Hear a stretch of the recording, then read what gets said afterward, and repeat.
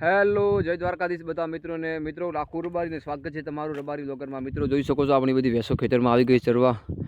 મિત્રો આજે તમને મારા જીવન વિશે વાત કરવાનો છે। મિત્રો બનાસકાંઠાનો વતની છું, હું પશુપાલનનો વ્યવસાય કરું છું, 12 પાસ અભ્યાસ કરું છું, 23 વર્ષની મારી ઉંમર છે। તો વાત કરીએ મિત્રો પશુપાલનની, તો મારી પાસે નાના મોટા લગભગ ટોટલ 50થી આજુબાજુ બધા પશુ હશે। એમાંથી મોટી ભેંસો, નાની પાડીઓ, ગાયો બધી તેને વાછરડીઓ ટોટલ આટલા છે મિત્રો।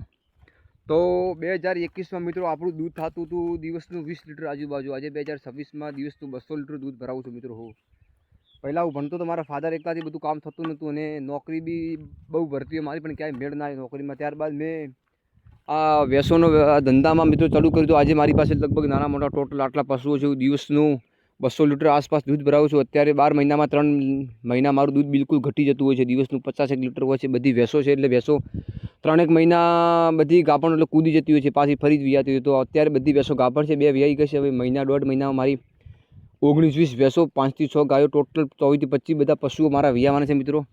તો ત્યારે દૂધ પાછું 120 લીટર જેવું ટંકે વધી જશે। ભેંસનું દૂધ છે ખરેખર સારો ફેટ આવે છે। અમે દૂધ ડેરીમાં જ આપીએ છીએ।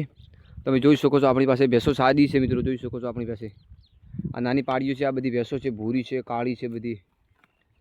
તો મિત્રો ખરેખર ઘણા લોકો અત્યારે નોકરી ધંધો છોડીને પશુપાલનનો વ્યવસાય કરે છે મિત્રો। તો તેમના માટે ખાસ સૂચના છે કે તમારી પાસે જો ઘરની જમીન હોય તો ખરેખર બહુ સારું છે। અમારી પાસે તો જમીન બિલકુલ નથી, ભાડે રાખીને અહીંયા રહીએ છીએ, પણ અમારે તો પશુઓ ચરવા છે એટલે લગભગ 12 મહિનામાં 3 મહિના જ બધા બંધાતા હોય છે।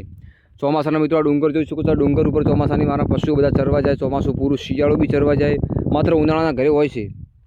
તો તમે જોઈ શકો છો મિત્રો, સપોર્ટ કરતા રહેજો। ઘણા લોકોએ કીધું કે તારી પાસે પોતાનો કન્ટેન્ટ છે, તું ચેનલ બનાવ અને ચેનલમાં તારા વ્લોગ અપલોડ કર, લોકો તને ખરેખર બહુ સપોર્ટ કરશે મિત્રો। તો સપોર્ટ કરતા રહેજો, અવનવા વ્લોગ લઈને આવતા રહેશું। તો આપણી પાસે બધી ભેંસો મિત્રો સાદી છે અને ઘરનો ઉછેર છે, વેચાતી એક બી ભેંસ લાવેલ નથી।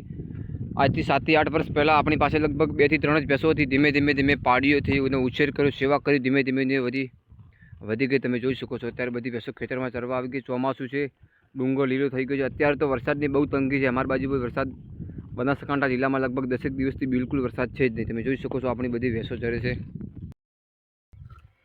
તો મિત્રો અમારી પાસે જમીન બિલકુલ નથી। આમ અમે અમીરગઢ તાલુકાના વતની છીએ, બનાસકાંઠાનો જે રાજસ્થાનની બોર્ડરનો તાલુકો કહેવાય મિત્રો। અત્યારે દાંતા તાલુકામાં રહીએ છીએ। તમે જોઈ શકો છો બધી આપણી ભેંસો ચરે છે। તો મિત્રો ખરેખર બહુ જ મહેનત લાગી આટલા બધા પશુઓ વધારવામાં, આટલે બધી ભેંસોનું પૂરું કરવાનું, સેવા ચાકરી કરવું મિત્રો। તમે જોઈ શકો છો। તો મિત્રો આપણી પાસે ભેંસ પહેલી બીજી વિયા તો લગભગ મોસ્ટ ઓફલી 5 થી 6 લીટર દૂધ કરે, વધારે ભેંસો દૂધવાળી આપણી પાસે નથી। સારી બધી ઘરનો ઉછેર છે મિત્રો, બંનેની બીજી ભેંસો આપણી પાસે નથી। તમે જોઈ શકો છો।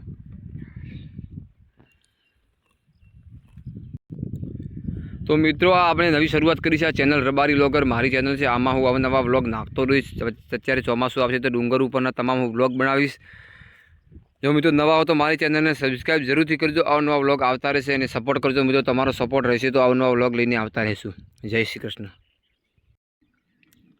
તો અત્યારે તો મિત્રો તમે જોઈ શકો છો એકદમ ઠંડુ વાતાવરણ છે, તડકો છાંયડો આવે જાય છે। અત્યારે વરસાદ બિલકુલ નથી। તમે જોઈ શકો છો એકદમ ઠંડુ વાતાવરણ છે, આપણી બધી ભેંસો ચરે છે મિત્રો। હું એકલો જ ચારો આવું છું। તમે જોઈ શકો છો મારી પાસે નાના મોટા લગભગ 50થી આસપાસ પશુઓ છે મિત્રો।